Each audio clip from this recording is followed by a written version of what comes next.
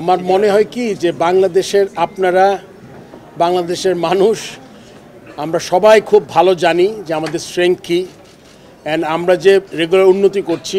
But আমি president এবং former player হিসেবে একটা কথা বলতে পারি যে একটা দুইটা উইনের থেকে সবসময় বলে আসছি আমি, আপনি যদি আপনার পারফরমেন্সটা একটা সার্টেন স্ট্যান্ডার্ডে নিয়ে যেতে পারি যেখান থেকে আপনার রেগুলার বেসিসে আপনি জিতবেন এবং একটা টিম একটা স্ট্রেংথে দাঁড়াবে। যেমন করে আমাদের ওয়ান ডেতে এখন মানুষ মনে করে যে বাংলাদেশ একটা শক্তিশালী দল, যদিও গত ওয়ার্ল্ড কাপে আমরা আশানুরূপ খেলতে পারিনি, ওয়ান ডে ইন্টারন্যাশনালের কথা বলছি। বাট আমি মনে করি ভালো খেলাটা খুব গুরুত্বপূর্ণ, খেলায় তো হার জিত আসবেই, এটা একটা পার্ট। অ্যান্ড আমরা সবাই জানি ইন্ডিয়ার স্ট্রেংথ কী, আমাদের strength key.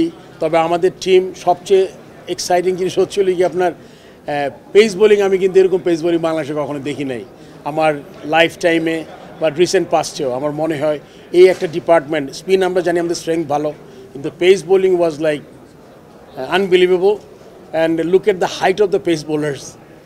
Everyone is to a 6'3", so which is very important to really quick bowling এর জন্য। তামিম এসেছিল আমার সাথে, জানেন আমি প্রেসিডেন্ট হওয়ার পরে প্লেয়ারদের সাথে এরকম বসতে পারি নাই।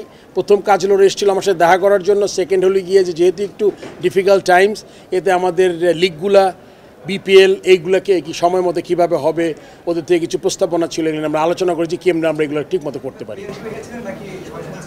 আপাতত প্লেয়ার রিটায়ার করছে নাকি ও? ওকে।